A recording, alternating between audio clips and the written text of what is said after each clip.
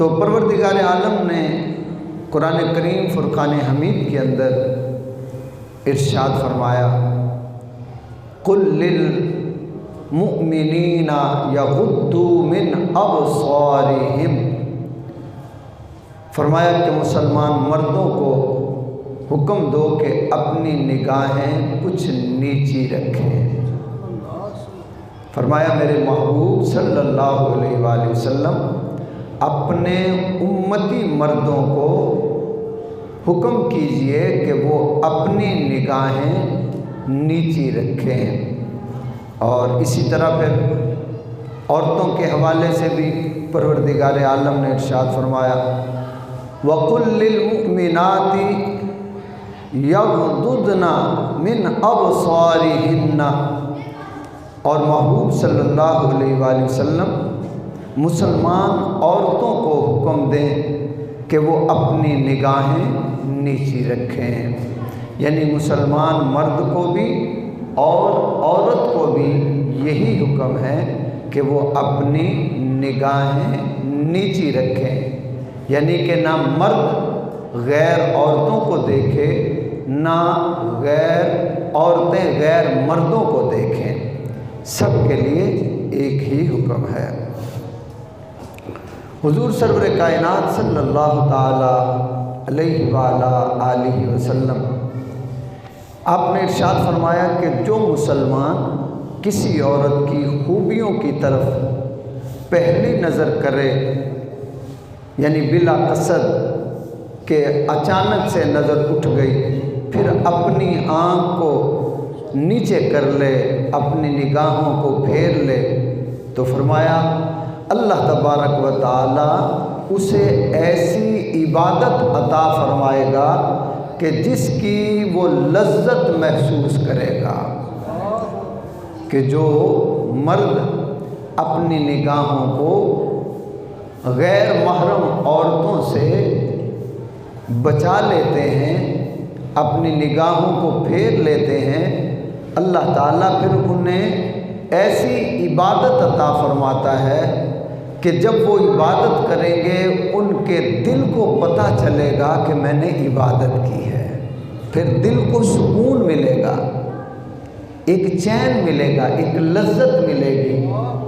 کیونکہ حضرت امام غزالی رحمۃ اللہ تعالی علیہ آپ فرماتے ہیں کہ 70 سال کی عبادت ایک طرف اور محبت کا ایک سجدہ ایک طرف، جو محبت سے سجدہ کیا جائے، عشق سے اللہ کو سجدہ کیا جائے، فرمایا وہ 70 سال کے بے عشق سجدوں سے اعلیٰ ہے، افضل ہے۔ تو یہ کب نصیب ہوتا ہے کہ جب اللہ تعالیٰ اپنے بندے پر کرم کر دے اور اسے وہ عبادت عطا کر دے جس میں لذت ہو۔ پھر آگے حضور سرور دو عالم صلی اللہ تعالی علیہ وآلہ وسلم آپ نے ارشاد فرمایا کہ حدیث قدسی ہے کہ فرمایا کہ نظر شیطان کے تیروں میں سے ایک زہر میں بجھا ہوا تیر ہے، پس جو شخص میرے خوف سے اسے ترک کر دے تو میں اسے ایسا ایمان عطا کروں گا کہ جس کی مٹھاس وہ اپنے دل میں پائے گا۔ کہ آقا علیہ السلام ارشاد فرماتے ہیں کہ میرے اللہ کا فرمان ہے کہ بری نگاہ شیطان کے تیروں میں سے ایک تیر ہے، اور وہ تیر ہے جو زہر میں بھگو کے رکھا ہو۔ پچھلے لوگ اپنے تیروں کو سخت زہروں میں، اپنی تلواروں کو سخت زہروں میں بھگو کے رکھتے تھے، جب وہ جنگ کے لیے جاتے تو وہی تیر چلاتے، ہلکا سا بھی تیر لگا تو وہ زہر اثر کرتی تو بندہ جان سے چلا جاتا تھا۔ تو فرمایا کہ شیطان کا یہ ایک نظر ایسا تیر ہے کہ جو بندے کو ایمان سے خارج کر دیتا ہے۔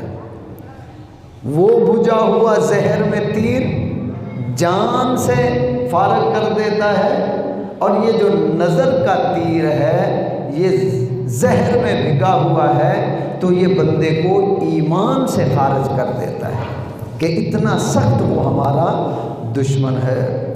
حضرت سیدنا امام غزالی رحمۃ اللہ تعالی علیہ آپ نقل فرماتے ہیں کہ جو کوئی اپنی آنکھوں کو نظر حرام سے پر کرے گا، قیامت کے روز اس کی آنکھوں میں آگ بھر دی جائے گی۔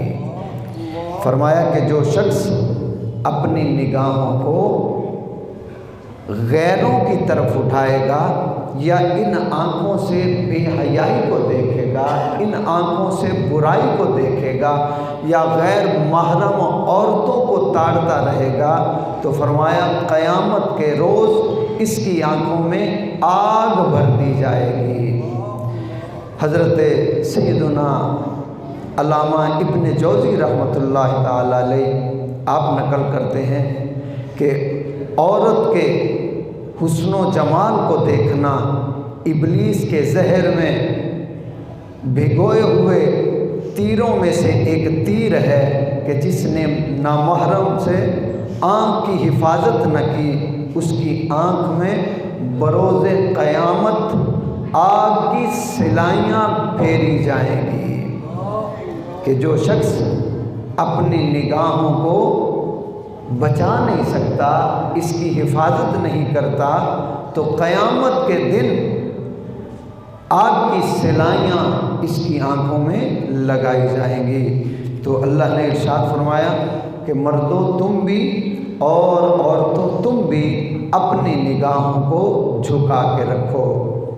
حضرت سیدنا امام محمد غزالی رحمۃ اللہ تعالی علیہ آپ فرماتے ہیں کہ جو آدمی اپنی آنکھ کو بند کرنے پر قادر نہیں ہوتا، وہ اپنی شرمگاہ کی بھی حفاظت نہیں کر سکتا۔